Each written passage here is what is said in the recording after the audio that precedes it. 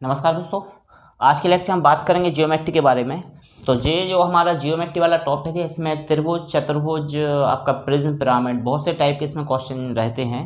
ठीक है, तो इसमें आज हम शुरुआत करेंगे त्रिभुज से लेके, है ना।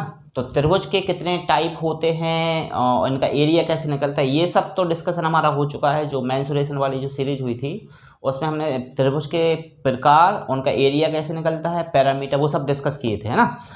तो उसका लिंक आपको डिस्क्रिप्शन बॉक्स में है, आप वहाँ से सिस्टमेटिक तरीके से पूरा मेंसुरेशन वाला टॉपिक कवर कर सकते हैं। ठीक है, तो आज हम त्रिभुज में कुछ और जो अदर कॉन्सेप्ट होते हैं वो हमारे जियोमेट्री के अंतर्गत आते हैं। ठीक है, उनको आज हम डिस्कस करेंगे। तो देखो, त्रिभुज में जो सबसे बेसिक से इसमें क्वेश्चन बनते हैं वो क्वेश्चन बनते हैं हमारे किससे लेके, केंद्र से लेके, है ना। त्रिभुज के अंदर जो केंद्र होते हैं, ठीक है, जो केंद्र रहते हैं ना त्रिभुज में, केंद्र यानी कि क्या, उसमें जो सेंटर होते हैं। ठीक है, तो जो केंद्र बेसिकली उसमें 4 टाइप के केंद्र होते हैं। त्रिभुज के अंदर 4 टाइप के केंद्र होते हैं।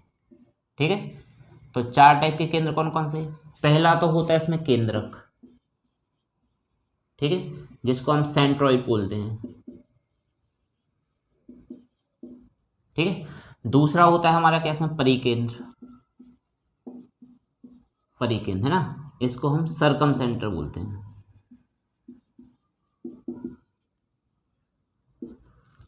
तीसरा होता है हमारा क्या, अंतः केंद्र, अंतः केंद्र, है ना, इसको हम इन सेंटर बोलते हैं।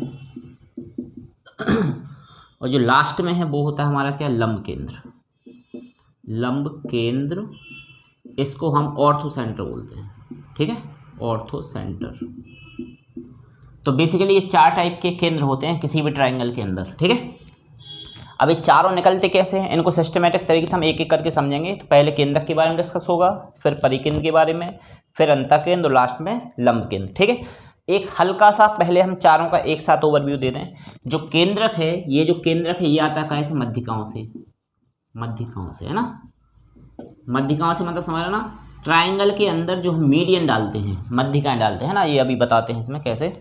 तो केंद्रक आता है किससे, मध्यिकाओं से। जो त्रिभुज की जितनी भुजाएं रहेंगी, 3 भुजाएं रहेंगी, तो उसमें 3 मध्यिकाएं आ जाएंगी, है ना। तो तीनों मध्यिकाएं जहाँ पे कट करेंगी वहाँ से आपको क्या मिलेगा, केंद्रक मिलेगा। जो परिकेंद्र होता है ये होता है किससे, ये आता है भुजाओं के, भुजाओं के लंब अर्धक से, है ना। लंब अर्धक मतलब कि बाइसेक्टर। जो आपकी त्रिभुज की जो भुजाएं होती है ना, 3 भुजाएं रहेंगी, उनको जो हम बाइसेक्टर उनके जो खींचते हैं लंब अर्धक, उनके कटान बिंदु से हमें मिलेगा क्या, परिकेंद्र। ठीक है, ये अभी एक एक करके हम समझाते हैं चारों। ठीक है ना। फिर होता है अंतः केंद्र। अंतः केंद्र आता है जो त्रिभुज के अंदर कोण होते हैं ना, 3 कोण, तो वो कोणों के अर्धक से आता है। किससे, कोणों के अर्धक से। ठीक है, और फिर चौथा होता है लंब केंद्र। तो लंब केंद्र आता है जो आप त्रिभुज के अंदर 3 लंब डाल सकते हैं, जो उसके 3 शीर्ष होते हैं ना, तो तीनों शीर्षों से जो लंब डलेंगे, तो ये लंब केंद्र आता है लंबों के, जो उसमें हम परपेंडिकुलर बोलते हैं, है ना, लंबों के कटान बिंदु से, माने जहाँ पे तीनों लंब काटेंगे, लंबों के कटान बिंदु से। ठीक है, तो ये आपको 4 टाइप के सेंटर निकालने पड़ते हैं। ठीक है, तो इसमें हम शुरुआत करते हैं सबसे पहले केंद्रक से, और इसकी जितनी भी कंडीशन होंगी वो सब सिस्टमेटिक तरीके से हम इसको कवर करेंगे। ठीक है ना। तो देखो, सबसे पहले हम लेंगे इसमें क्या, केंद्रक।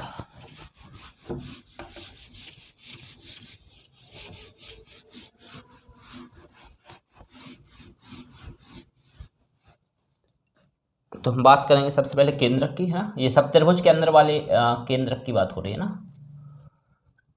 केंद्रक, इसको क्या बोलेंगे हम, सेंट्रॉइड, सेंट्रॉइड, है ना।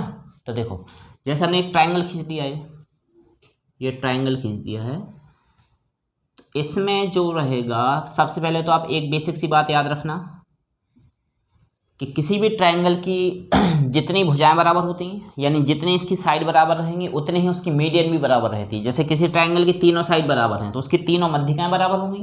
अगर किसी ट्रायंगल की 2 साइड बराबर हैं तो उसकी 2 मध्यिकाएं बराबर होती हैं। ठीक है, तो देखो, इसकी हम ये क्या क्या बताया मैंने अभी, जो केंद्रक आता है वो कैसे आता है, मध्यिकाओं से आता है। ठीक है, तो देखो, आप यहाँ से मध्यिका खींच दोगे, ये ए डी हो गया मान लो, है ना। एक मध्यिका क्या खींच दी हमने, बी ई, और एक मध्यिका मान लो यहाँ से खींच दी क्या, सी एफ, है ना, ये सी एफ। ठीक है, 3 मध्यिकाएं हुई। अब ये तीनों मध्यिकाएं जहाँ पे कट करेंगे, देखो यहाँ पे तीनों ने कट किया, तो ये आपका क्या होगा, यही केंद्रक कहलाता है। ठीक है, ये केंद्रक कहलाएगा, ये हो गया अपना क्या, O। ठीक है, अब मध्यिकाएं जो हैं इनके लिए कंडीशन क्या कर रहे थे वो आप ध्यान देना। कोई भी मध्यिका है, जैसे एडी मध्यिका है, तो ये जिस भुजा पे मध्यिका डाली जाती है वो भुजा कैसे आधी आधी हो जाती है, वो भुजा आधी आधी हो जाती है ना। जैसे आपका जो BC है ना, तो ये जो BC है पूरा, ये 2 पार्ट में डिवाइड हो जाएगा। कैसे, BD बराबर क्या हो जाएगा, DC, है ना, ये बराबर हिस्से हो जाएंगे। जो BC है ना पूरा, ये 2 इक्वल पार्ट में डिवाइड हो जाएगा। ये मध्यिका जब भी डाल देते हो आप, सामने वाली भुजा 2 पार्ट में डिवाइड हो जाती है। ठीक है, तो देखो ऐसे B से हमने E पे डाला, तो अब देखो जो पूरा लाइन था ना AC, जो AC हमारी साइड है, ये भी 2 पार्ट में डिवाइड हो जाएगी। क्या, AE इक्वल में क्या हो जाएगा, EC। ठीक है, और जो तीसरी साइड है ये हमारी क्या, AB। तो देखो यहाँ से CF मीडियन डाला हमने इसको, है ना, तो जो AB लाइन है हमारी, AB जो साइड है वो भी 2 पार्ट में डिवाइड हो जाएगी। क्या, AF इक्वल में आ जाए क्या, FC। ठीक है, तो सबसे पहले तो आप बेसिक सी कंडीशन ये याद रखेंगे कि कभी भी जब मीडियन डालते हो किसी लाइन पर, तो वो उस लाइन को आधा आधा कर देती है। ठीक है, इसलिए देखो ये पार्ट बराबर, ये BC का 2 पार्ट हो गया, BD DC इक्वल रहेगा, AC के भी 2 पार्ट AE और EC इक्वल रहेंगे, और AB इसका भी ये 2 पार्ट है, तो AF इक्वल FB है ना, AF इक्वल FB। ठीक है ना, तो ये भी बराबर हो जाएगा AC में A इक्वल EC। ठीक है ना, ये पूरा का पूरा पोर्शन इक्वल हो गया हमारा। ठीक है, अब देखो इसमें हम क्या करेंगे, ये जो हमारा पोर्शन है, अब जो भी मध्यिकाएं रहती हैं ये त्रिभुज को बराबर पार्टों में डिवाइड कर देती हैं। बराबर पार्ट मतलब समझ रहे हो ना, देखो इसके कितने पार्ट हुए टोटल, 6, 1 2 3 4 5 6, टोटल 6 पार्ट हो गए आप, है ना। तो इन 6 पार्ट में से किसी भी एक पार्ट का एरिया ले लें हम, तो ये बाकी के सब एरिया इसके बराबर रहते हैं। ठीक है, अब जैसे इसके लिए हमारे पास कितने 4 सेंटर यानी इसके अंदर 4 ट्रायंगल आ रहे हैं। कौन कौन से, एक तो ट्रायंगल हो गया हमारा क्या, AOF। ठीक है, AOF, दूसरा हो जाए FOB, है ना, दूसरा ट्रायंगल क्या हो गया, FOB, है ना, FOB। तीसरा क्या हो गया, BOD, B ट्रायंगल कौन सा, BOD। ठीक है ना, BOD हो गया। इसका चौथा क्या रहेगा, DOC, ट्रायंगल DOC। फिर पांचवा क्या रहेगा हमारा, COE, ट्रायंगल COE। और लास्ट वाला जो हमारा ट्रायंगल रहेगा EOA। ठीक है ना, ट्रायंगल EOA। ये जितने भी ट्रायंगल है ना, इन सब का एरिया रहेगा बराबर। देखो ये एरिया जो रहेगा इनका बराबर रहेगा ना, सबका ध्यान देना। क्या, इन सबका क्षेत्रफल, इन सबका क्षेत्रफल बराबर होता है, ये बात आप हमेशा ध्यान रखें। ठीक है, क्योंकि इसमें क्वेश्चन क्या बन जाते हैं, जैसे आपको दे दिया जाता है क्वेश्चन के त्रिभुज ABC में जो O है त्रिभुज का क्या हो जाएगा, केंद्रक हो जाएगा, और ADB तथा CF इसकी क्या रहेंगी, मध्यिकाएं रहेंगी, है ना। तो इनमें से आपको किसी एक ट्रायंगल का एरिया दे दिया जाएगा, है ना। जैसे आपको क्वेश्चन में दे दिया क्या कि त्रिभुज BOF का क्षेत्रफल कुछ भी दे दिया, मान लो कितना 7 स्क्वायर सेंटीमीटर है। ठीक है, BOF का क्षेत्रफल आपको दे दिया, और आपसे क्या पूछा जाएगा, त्रिभुज ABC का क्षेत्रफल निकालिए। त्रिभुज ABC का क्षेत्रफल हमें निकालना पड़ेगा। ठीक है ना, अब देखो ये जो हमें क्या BOF का क्षेत्रफल दे दिया है ना 7। अब जब इसका एरिया 7 है, तो ये सब के सब एरिया कितना 7 रहेंगे, क्योंकि सब इक्वल होते हैं। तो जब भी आपसे ABC का एरिया निकालने को पूछा जाएगा, तो इसके कितने टोटल 6 पार्ट है ना, 1 2 3 4 5 6, है ना। तो 7 इंटू क्या कर दोगे आप, 6 कर दो, कितना 42 स्क्वायर सेंटीमीटर। ठीक है, तो ऐसे पूरे ट्रायंगल का एरिया हमें मिल जाएगा। ठीक है, तो एक तो ये हो गया, एक आपको छोटे से ट्रायंगल का एरिया दे दिया और पूरे ट्रायंगल का एरिया निकालना पड़ा ABC का, तो आप एक नंबर का लेके और उसमें 6 का इंटू कर दिया, क्योंकि टोटल 6 ट्रायंगल हैं इसके अंदर। ठीक है, तो पूरा एरिया आ गया। एक क्वेश्चन इसी का जस्ट अपोजिट भी आ सकता है। अपोजिट कैसे आ जाएगा इसमें, अपोजिट क्वेश्चन हमारा ऐसे रहेगा, इसमें हमें दे दिया जाएगा क्या, त्रिभुज ABC का क्षेत्रफल दे देंगे, है ना, कि त्रिभुज ABC का जो एरिया है वो है सपोज 48 स्क्वायर सेंटीमीटर। ठीक है, 48 वर्ग सेंटीमीटर है, और आपसे त्रिभुज, इन जो 6 त्रिभुज है ना, इनमें से किसी एक का भी फॉर्मूला आपसे, एक का भी एरिया निकालने को पूछ लेंगे। ठीक है, किसी एक ट्रायंगल का एरिया निकालने को पूछ लेंगे, तो कोई सा भी ट्रायंगल ले लो। मान लो से पूछेगा भाई AOF का क्षेत्रफल क्या होगा, ठीक है, AOF का क्षेत्रफल हमें निकालना है। अब देखो पूरा ट्रायंगल का एरिया क्या है, 48 है, और पूरे कितने पार्ट हैं इसमें, 6 पार्ट हो रहे हैं ना टोटल, 1 2 3 4 5 6, ठीक है। और ये जो है ना AOF, ये उन्हीं 6 पार्ट में से एक पार्ट है, 1 2 3 4 5 6, ये जो टोटल 6 पार्ट हैं, 6 पार्ट में से एक पार्ट है क्या, AOF, ठीक है।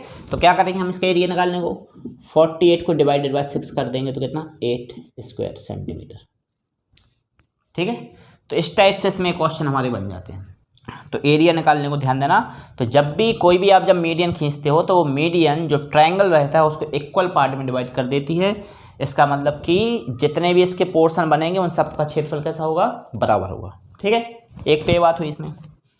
अब और जो इसमें दूसरी कंडीशन है, जो केंद्रक होता है ना, केंद्रक या सेंट्रॉइड, वो मध्यिका के लिए 2:1 के अनुपात में डिवाइड करता है, ठीक है। कैसे, जैसे देखो मध्यिका एक है हमारी क्या, AD, एक मध्यिका है हमारी AD, दूसरी मध्यिका क्या है, एक AD हो गया, दूसरा हो गया BE है ना, और तीसरी मध्यिका क्या है, CF, ठीक है। अब जो O है ना, O इन तीनों मध्यिकाओं के लिए 2:1 के अनुपात में डिवाइड करें। कैसे, देखो जी O है तो अगर हम इधर से बात करें A से O और O से D, क्या जो पूरा AD है ना, ये AD कैसे डिवाइड हो जाएगा, AO और OD, इस टाइप से डिवाइड हो जाएगा।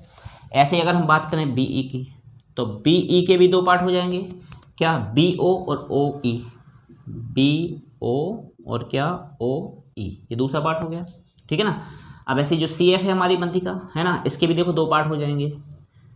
2 पार्ट क्या क्या रहेंगे हमारे, एक तो C से O, CO, और फिर दूसरा क्या हो जाए, OF, ये पार्ट हो जाएंगे इसमें, ठीक है। तो अब जो मध्यिका है हमारी, सॉरी जो केंद्रक है वो मध्यिकाओं के लिए किस रेशियो में डिवाइड करता है, 2:1, 2:1 के अनुपात में डिवाइड करता है ना। ये सब में अनुपात कितना जाएगा, 2:1, 2:1, ठीक है।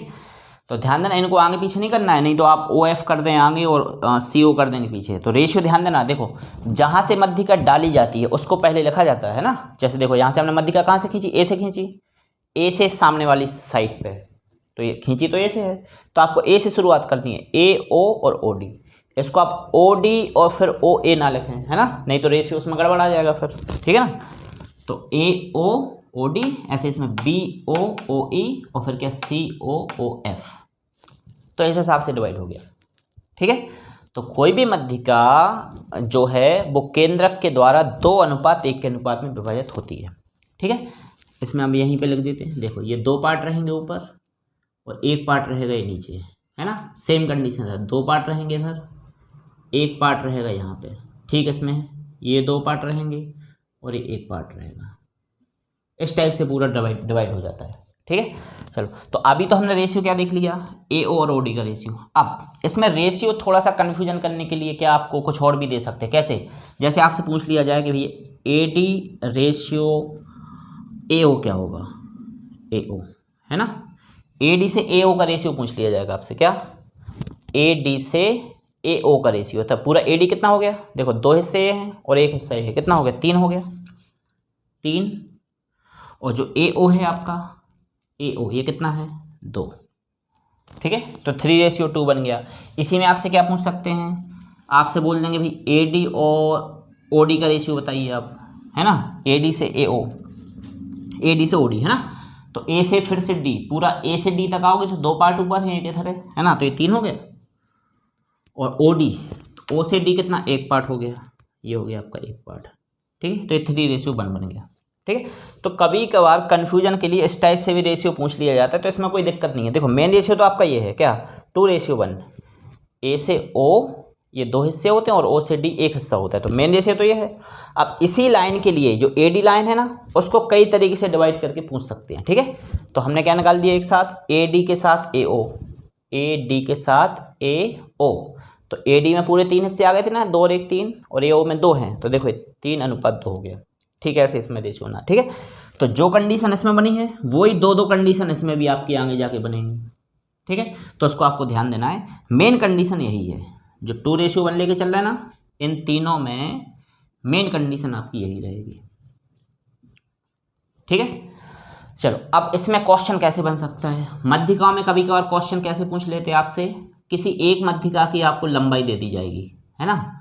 एक मध्यिका की लंबाई कैसे, कि मान लो दे दिया त्रिभुज एबीसी में एडी की लंबाई दे दी आपको, है ना। क्या, त्रिभुज एबीसी में जो मध्यिका है ना, कोई भी एक मध्यिका लेते हैं ना, मध्यिका एडी बराबर 15 सेंटीमीटर है। मध्यिका एडी की लंबाई 15 सेंटीमीटर है, तो एओ की लंबाई क्या होगी, एओ की लंबाई निकालनी है ना। अब देखो एडी की लंबाई 15 है, पूरा देखो ए से लेके टी तक। अब इसका रेशियो हमने क्या लिखा था, 2:1 लिखा था, है ना। सेंटर इसको 2:1 के 2:1 के रेशियो में डिवाइड करता है, ठीक है ना। तो पूरा ए से लेके डी तक कितने हिस्से हैं इसके, देखो 2 और 1 3 हिस्से हैं, है ना। तो एडी की लंबाई 15 है, यानी कि 3 हिस्से की वैल्यू 15 दी है क्वेश्चन में। ठीक है, ये पूरा हो गया ए से डी तक, 2 हिस्से ऊपर 1 हिस्सा नीचे, है ना। तो 3 की वैल्यू 15, तो आप यहाँ से एक पार्ट की वैल्यू निकाल दोगे, 3 से 15 को डिवाइड करोगे 5 बार डिवाइड हो जाएगा। ठीक है, तो एक पार्ट की वैल्यू क्या आएगी, 5 सेंटीमीटर। हमें निकालना कि ए ओ कितना होगा, ए से लेके ओ तक, तो इसके कितने 2 पार्ट हैं। जब एक पार्ट 5 सेंटीमीटर के 2 पार्ट कितने होंगे, 2 × 5 यानी कि 10 सेंटीमीटर। ठीक है, तो इस टाइप से इस रेशियो को लेके आपके क्वेश्चन बन सकते हैं। ठीक है, तो ये हो गया हमारा केंद्रक। तो केंद्रक में क्या क्या कंडीशन पढ़नी है हमने, जो केंद्रक है वो मध्यिकाओं के कटान बिंदु पे आता है, तीनों मध्यिकाएं जहाँ पे कट करेंगे वहाँ पे केंद्रक होता है। ठीक है, दूसरी कंडीशन क्या पड़ी इसमें, जो मध्यिका है वो सामने वाली भुजा को बराबर भागों में डिवाइड कर देती हैं। ठीक है, तो BD = DC हो गया। तीसरी कंडीशन क्या पड़ी, जो मध्यिकाएं हैं वो क्या करती हैं, मध्यिकाएं उस पूरे बड़े ट्रायंगल के लिए इक्वल पार्ट में डिवाइड कर देती हैं, जो कि हमने अभी क्या क्षेत्रफल वाला समझा है ना, कि पूरे त्रिभुज का क्षेत्रफल दे दिया तो किसी एक पार्ट का क्षेत्रफल निकाल सकते हो, और यदि किसी एक पार्ट का क्षेत्रफल दे दिया तो पूरे त्रिभुज का भी आप क्षेत्रफल निकाल सकते हो। ठीक है, और चौथी कंडीशन क्या समझी हमने, कि जो केंद्रक होता है वो मध्यिकाओं को 2:1 के अनुपात में डिवाइड करता है। ठीक है, तो बेसिकली इससे 4 कंडीशन बनती हैं, किससे, केंद्रक से। ठीक है ना, चलो अब इस केंद्रक के बाद आते हैं हम इस पे क्या, जो इसका परिकेंद्र होता है ना। अब परिकेंद्र वाले क्वेश्चन के बारे में बात करेंगे।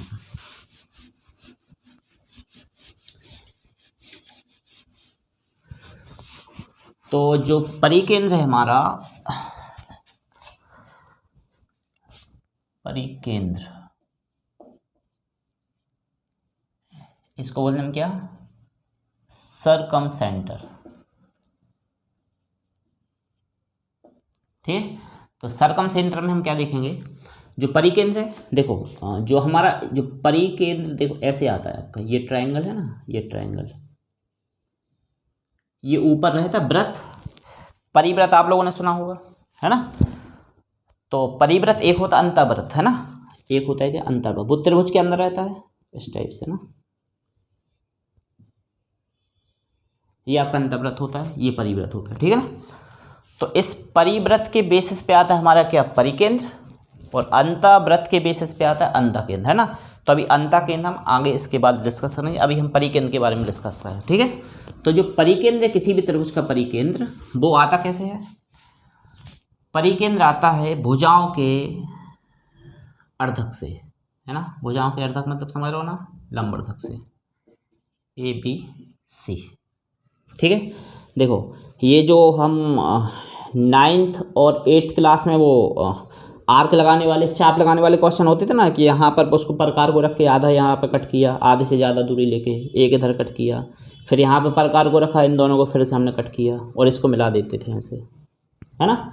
वही आप इस लाइन से करोगे, है ना, कि प्रकार को यहाँ पर रख के आधे से ज़्यादा दूरी लेके एक कट ऊपर एक नीचे, फिर यहाँ पर रख के इन दोनों को कट करोगे, है ना, फिर आप इससे इसको मिला दोगे, और सेम कंडीशन यहाँ से होगी, ये फिर इधर मिल जाएगा। ठीक है, तो देखो यहाँ पे ये तीनों जहाँ पे कट करेंगे ये, ठीक है, तो ये मिलेगा आपको यहाँ पे फिर से O। तो अब ये वाला जो O है, अभी मध्यिकाओं से निकाला था हमने इसको, तीनों मध्यिकाएं जहाँ पे काट रही थी, तो वहाँ पे क्या बना था हमारा केंद्रक, यहाँ पे ये लंबवर्धक काट रहे हैं ना, तो यहाँ पे केंद्रक नहीं रहेगा, अब क्या रहेगा, परिकेंद्र, है ना। तो परिकेंद्र कैसे आया है, भुजाओं के लंब अर्धक से, ठीक है, ऐसे परिकेंद्र है। अब इसका हम एक नॉर्मल डायग्राम बना लेते हैं। ठीक है, तो ये डायग्राम बनेगा हमारा इस टाइप से, ABC। ये हमने केवल आपको समझाने के लिए बनाया, इसका कोई है ना, जब आप क्वेश्चन को सॉल्व करोगे तो इसका कोई यूज नहीं होता है ना, ये केवल समझाने के लिए बनाया। मेन आपका क्या है, देखो यहाँ पे O हो गया आपका क्या, परिकेंद्र। O क्या हो जाएगा, परिकेंद्र हो गया। ये O है ना, ये हम सीधा सीधा यहाँ पे ले रहे हैं। अब देखो जो परिकेंद्र होता है, परिकेंद्र आता कैसे, परिव्रत है ना, ये जो परिव्रत है इसी का तो परिकेंद्र होगा। तो देखो वृत्त होता है ना जो, उसकी त्रिज्या होती है बराबर। अब मान लो आपने देखो यहाँ पे सेंटर रख दिया, ठीक है, तो यहाँ से ये वाली डिस्टेंस, यहाँ से ये वाली डिस्टेंस और यहाँ से ये वाली डिस्टेंस, ये तीनों इक्वल होंगी। इक्वल होंगी क्यों होंगी, जब ये तीनों इक्वल होंगी तभी तो सर्कल बनेगा और तभी तो इनको टच करेगा ABC को।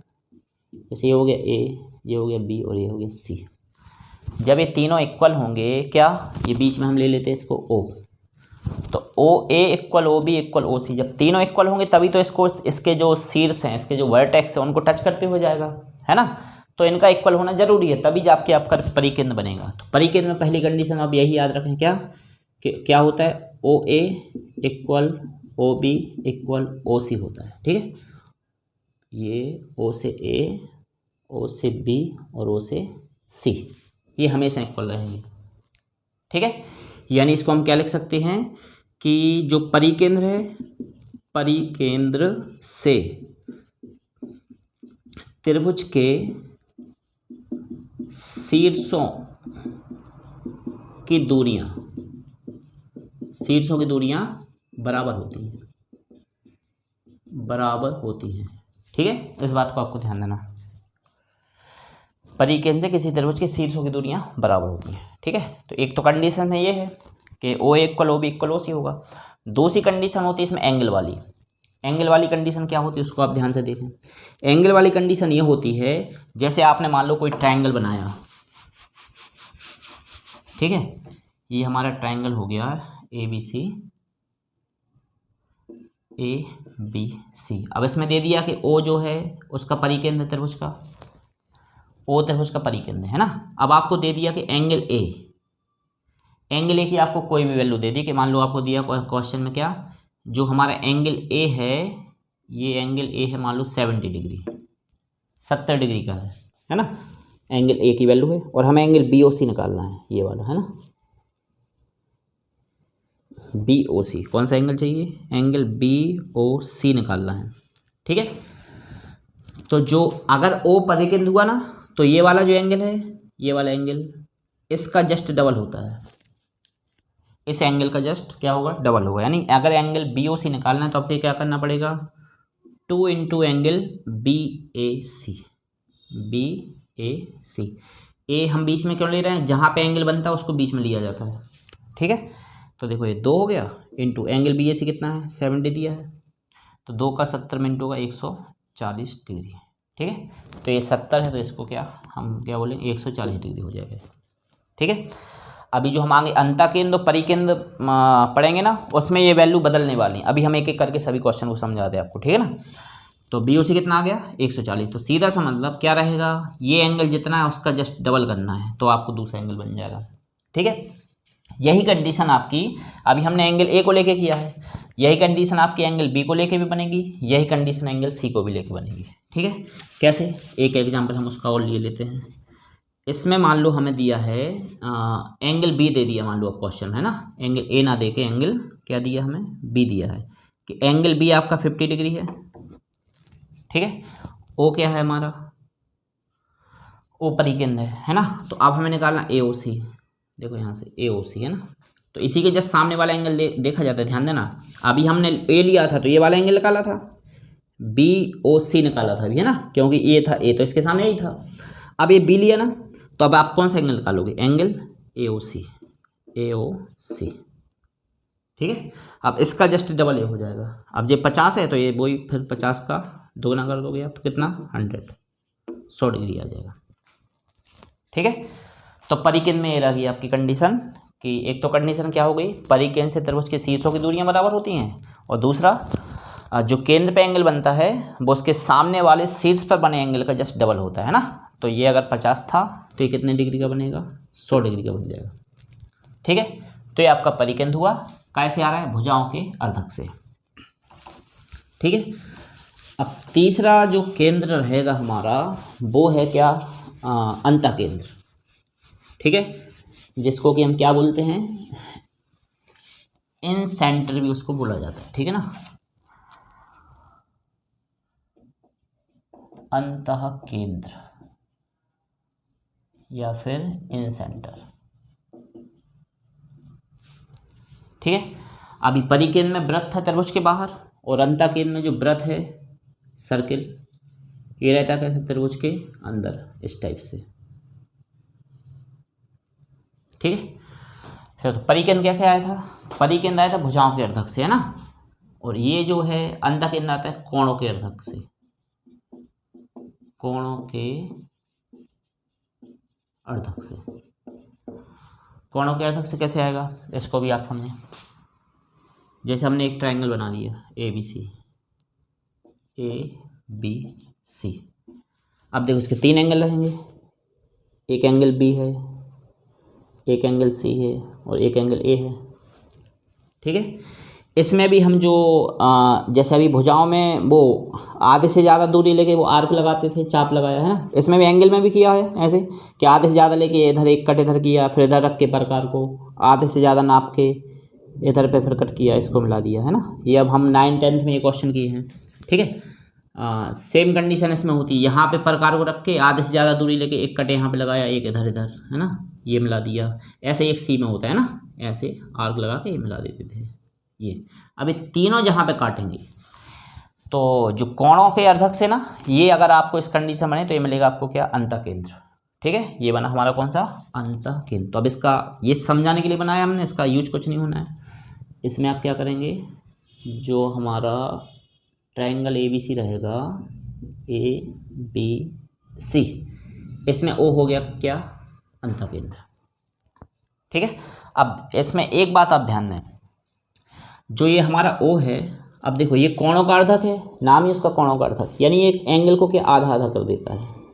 जो पूरा एंगल सी है, मान लो एंगल सी आपको 60 डिग्री दिया, 60 डिग्री का, तो 30 नीचे 30 ऊपर हो जाएगा। ठीक है, ये सभी एंगल आपके आधे आधे हो जाएंगे, इनकी जो भी वैल्यू दी है। मान लो एंगल ए दिया आपको 50, पूरा एंगल ए 50 दिया, तो 25 इधर हो जाएगा और 25 इधर हो जाएगा। ध्यान देना, ये अंतःकेंद्र में ही होता है, केवल परिकेंद्र या केंद्रक में ये कॉन्सेप्ट आपका नहीं लगेगा। ठीक है, अंतःकेंद्र में हमेशा लगेगा। ये मान लो आपका 70 था पूरा सी एंगल, तो 35 नीचे और 35 डिग्री ऊपर, ये इसमें हो जाता है, केवल अंतःकेंद्र में होगा। ध्यान देना बात को, है ना। अब देखो इसमें एक तो ये हो गया। अब मान लो आपका जो ओ अंतःकेंद्र है, अब ध्यान देना बात को थोड़ा सा, है ना। ओ अंतःकेंद्र है त्रिभुज एबीसी में, और देखो ये सर्कल बना है। अब सर्कल ये बना है, देखो यहाँ से टच कर रहे हैं, देखो यहाँ पे इधर टच किया, ये इधर टच किया और यहाँ पे टच किया। ठीक है, तो इसमें जो है ये मान लो हम ले लेते हैं इसको डी, ई और एफ। ठीक है, तो अभी परिकेंद्र में क्या पढ़ा था हमने, परिकेंद्र में क्या था कि जो केंद्र था, परिकेंद्र था, इससे शीर्षों की दूरियां बराबर थी। उसमें अभी हमने क्या लिखा था, O A equal O B equal O C, परिकेंद्र में ये लिखा था, है ना, क्योंकि जो वृत्त था वो शीर्षों से होकर जा रहा था, तो ओ से ए, ओ से बी, ओ से सी की दूरी बराबर थी, तभी तो वो इक्वल वो इसके शीर्षों से होकर जाता वृत्त। अब इसमें क्या है, वृत्त शीर्षों से होकर नहीं जा रहा है, भुजाओं को टच कर रहा है, देखो इधर से इसकी साइड को टच कर रहा है। परिकेंद्र में क्या था, परिकेंद्र में जो हमारा त्रिभुज है ना, उसके शीर्ष टच हो रहे थे, देखो ये वाले केंद्र से, है ना, ए बी सी। तो परिकेंद्र में क्या पढ़ा था हमने, परिकेंद्र में क्या पढ़ा था, O A equal O B equal O C, ये पढ़ा था, है ना। अब इसमें क्या है, ये भुजाएं इधर टच कर रही हैं, है ना, सर्किल के लिए शीर्ष तो टच नहीं हो रहा है, तो इसमें क्या होगा, इसमें O D equal O E equal O F होगा। ध्यान देना, अंतःकेंद्र में O A equal O B equal O C नहीं होगा, है ना, वो परिकेंद्र में होता है। ठीक है, तो इसमें क्या रहेगा, इसमें हम एक लाइन क्या लिखेंगे, अंतःकेंद्र से, माने कोई भी त्रिभुज रहेगा ना, उसके अंतःकेंद्र से भुजाओं की दूरियां, भुजाओं की दूरियां बराबर होती हैं, बराबर होती हैं। ठीक है। इसके पहले परिकेंद्र में शीर्षों की दूरियां बराबर थी, ठीक है। और ध्यान देना ये हमेशा 90 डिग्री होगा, क्योंकि जो भी आप डिस्टेंस लेते हैं, दूरी हो गया, ऊंचाई हो गया, वो हमेशा 90 डिग्री के एंगल पर ली जाती है, ठीक है। तो ये सब लंब डले होते हैं इन पर, ठीक है। तो अंतःकेंद्र से भुजाओं की दूरियां बराबर होती हैं, त्रिभुज की भुजाओं की दूरियां, है ना। और परिकेंद्र में त्रिभुज के शीर्षों की दूरियां बराबर होती हैं, ठीक है। चलो, तो ये भुजाओं वाली कंडीशन हो गई इसमें। अब इसमें हम बात करेंगे इस पे बनने वाले एंगल की, ठीक है, इस पर बनने वाले एंगल की, ठीक है। अभी देखो क्या किया था अभी हमने, जो परिकेंद्र था, जब यहाँ पे ओ क्या है, अंतःकेंद्र है ना। इसके पहले परिकेंद्र था, तो अगर ये हमारा 70 था तो ये 140 हो गया था, दोगुना हुआ था जस्ट, वो परिकेंद्र में कंडीशन थी ऐसे, है ना। अब अंतःकेंद्र में 140 नहीं होगा, अंतःकेंद्र में क्या होगा, अंतःकेंद्र में जब हम इस एंगल ओ की वैल्यू निकालेंगे तो हमें क्या करना पड़ेगा, 90 प्लस एंगल A/2, ऐसे आएगा हमारा एंगल BOC, ठीक है। एंगल BOC की वैल्यू कैसे आएगी, 90 डिग्री में इस एंगल का आधा जोड़ना है अपने को, है ना। तो क्या 90 में एंगल A का आधा, तो एंगल A कितना 70 लिया हमने, है ना। 70/2 यानी कि 90 प्लस 35 यानी कि 125, ये आएगा 125 डिग्री, ठीक है। इस बात का आप विशेष ध्यान दें, परिकेंद्र होता अगर O तो ये सीधा सीधा ये वाला एंगल डबल हो जाता, 70 का डबल कितना 140 आता है इधर, है ना, जो पहले किया था। और अंतःकेंद्र है इसलिए ये कितना आया 125, 90 में एंगल A का आधा जोड़ना है, ठीक है। ये कंडीशन इसमें रहेगी। तो इसमें हमारी कितनी 3 कंडीशन ले ली हमने, किसके एंगल आधे आधे हो जाते हैं, ठीक है। दूसरी कंडीशन क्या, अंतःकेंद्र से किसी त्रिभुज की भुजाओं की दूरियां बराबर होती हैं, क्या, OD equal OE equal OF, ये कंडीशन हो गई दूसरी कंडीशन, है ना। और तीसरी कंडीशन क्या है, जब भी आप इस एंगल की वैल्यू को निकालेंगे, ये एंगल की वैल्यू निकालेंगे, तो क्या रहेगा हमारा 90 में आपको एंगल A का आधा जोड़ देना है, ठीक है। तो इस टाइप से एंगल निकलेगा हमारा। अब इसमें जो हमारा आखिरी केंद्र रहेगा वो है लंब केंद्र, है ना।